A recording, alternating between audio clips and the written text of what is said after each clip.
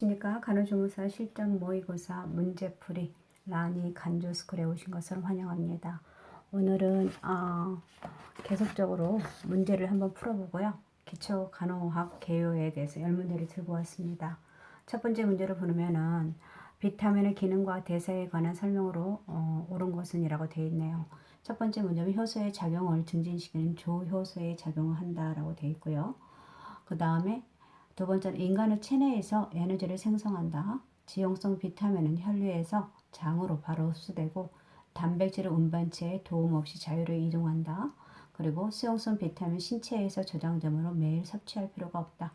그리고 다섯 번째는 수용성 비타민은 신체에 저장되고 비타민 D가 포함된다고 되어 있네요. 우선은 비타민의 기능을 보면은 우선 우리 몸에서 세포 내에서 화학적 반응의 촉매 역할을 하고요. 그리고 에너지를 방출하는 데 쓰이고 그 다음 조직의 구성이나 음식에 대한 신체 작용을 조절하는 데 필수적이라 할 수 있습니다.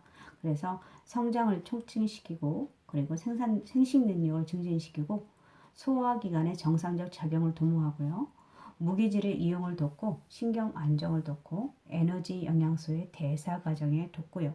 그리고 조직의 건강 도모로 필요한 저항력을 높이고 그리고 효소의 작용을 증진시키는 조효소의 작용을 조효소의 작용으로 하고요. 그래서 답은 1번이고 그리고 두 번째는 인체의 체내에서 에너지를 생산한다고 하는데 이것은 비타민은 체내에서 충분한 양이 합성되지 않아서 외부로부터 섭취해야 되고요. 그리고 지용성 비타민은 지질에 용해되고 근데 이제 지용성 비타민 흡수율은 보통 40에서 90%로 소화 흡수율이 위장인 위염이라든지 있는 경우에는 흡수율이 저하된다고 볼 수 있고요. 그리고 수용성 비타민은 매일매일 우리 몸에서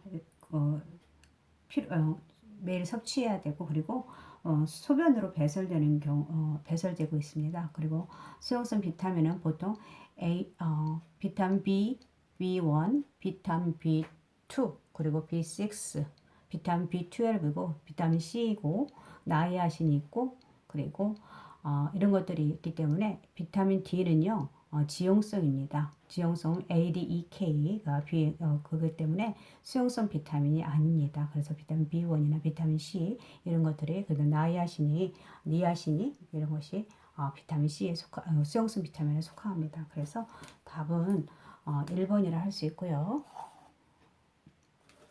그 다음에 두 번째 문제를 보면은 신부전 치료를 위해서 디기탈리스 지주를 투여받고 있는 대상자에게 반드시 확인해야 할 사항으로 옳은 것은 이라고 했습니다.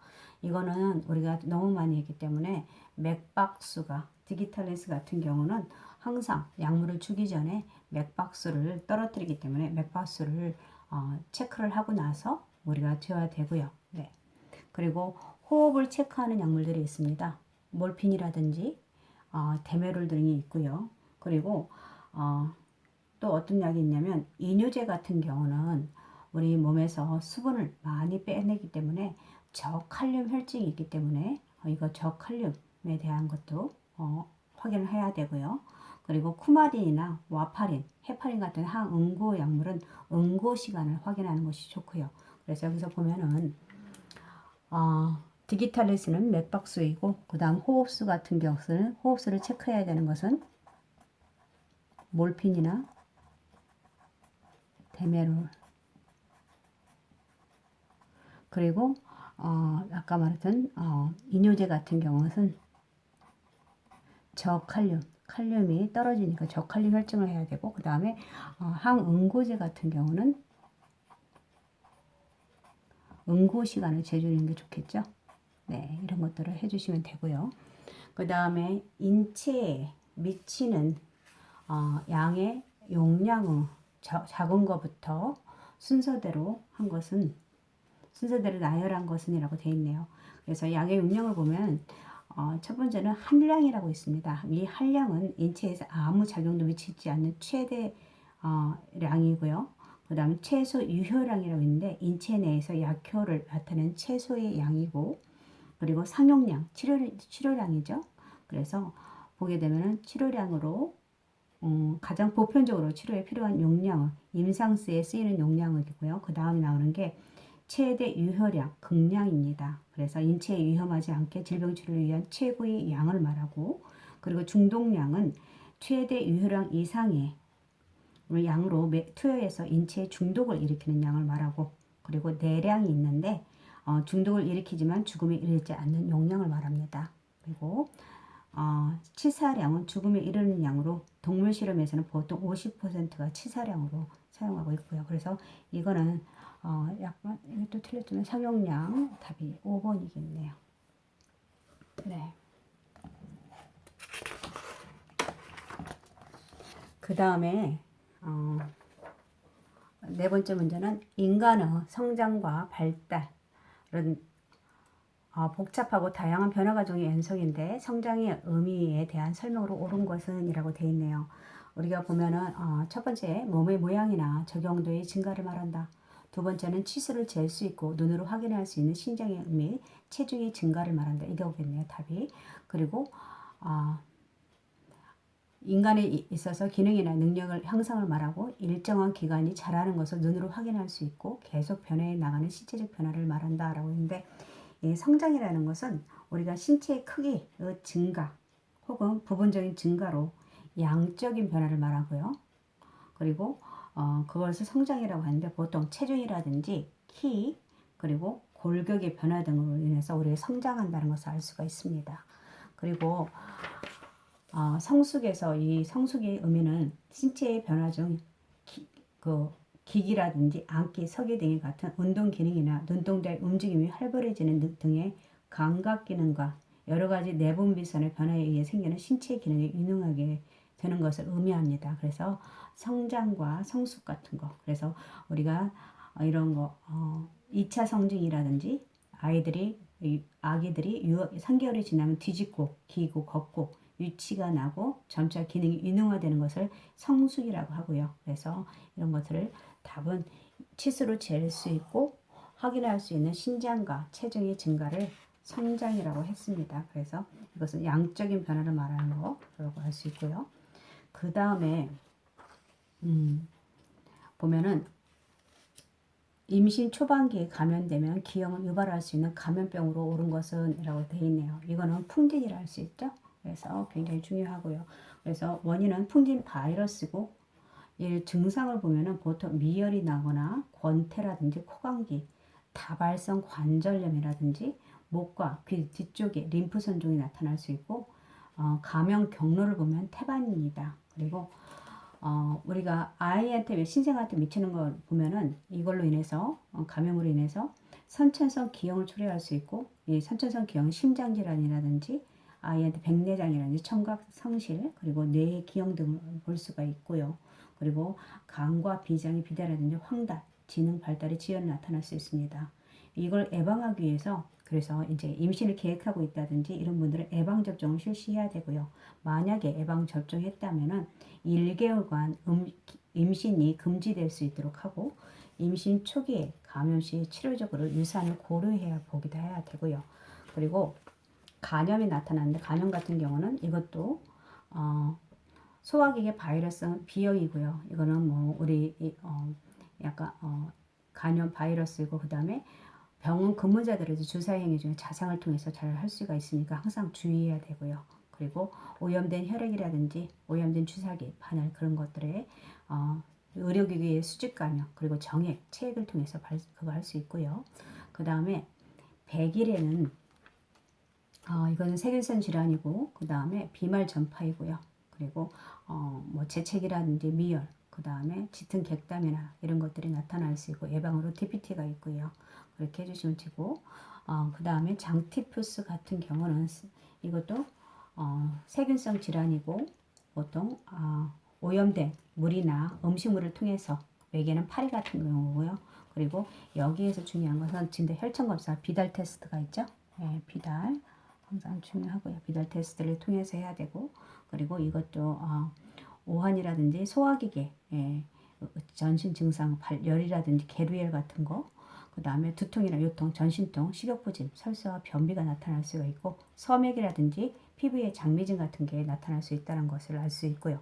합병적으로 장출혈이나 장천공이 나타날 수 있으니까 이렇게 알고 있으면 될 거예요. 그래서 여기서 5번에서는 임신 초반기에 가면 굉장히 풍진, 굉장히 중요합니다. 그 다음에 혈액응고와 관련된 것들이 짝지어진 것은 혈액응고 뭔가요? 그죠? 혈액응고니까 우리가 칼슘을 일단 생각해야 되고, 그리고 혈소판, 비타민 K, 그리고 간도 있고요. 또 뭐가 있습니까? 피브리노겐, 그죠?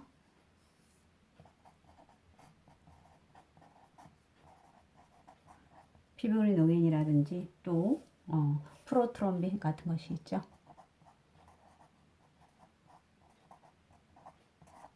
이거는 다 혈액응고와 관련이 있고, 그리고 이러기 때문에 답은 1번이 되겠네요.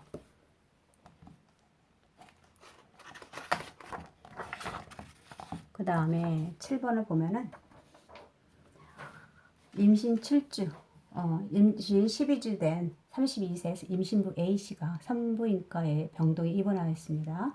CBC 검사 결과 철분 결핍성 빈혈로 진단되었고, 이때 임신부 A씨의 헤모글로빈 수치로 오른 것은, 보통 우리 성인 여성들은 헤모글로빈 수치가 12에서 한 16 정도로 보시면 되고요.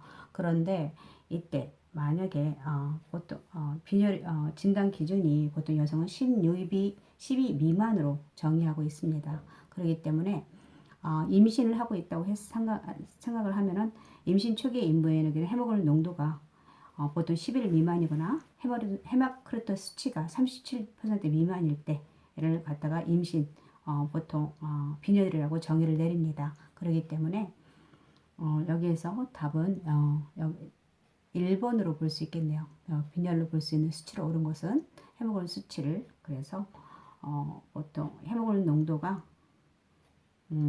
12주 되니까 중기로 봤을 때 보통 10.5로 될 수 있습니다. 네. 중기에는 헤모글로빈 농도가 10.5에서 미만이거나 헤마토리스 35 미만이라고 되어 있거든요. 임신 말기에는 10g 미만이라고 되어 있고, 헤모글로빈 수준이 33 미만일 때 빈혈을 정의할 수 있으니까 여기 12주니까 중기로 볼 수가 있죠. 그래서 답은 1번으로 볼 수 있고요.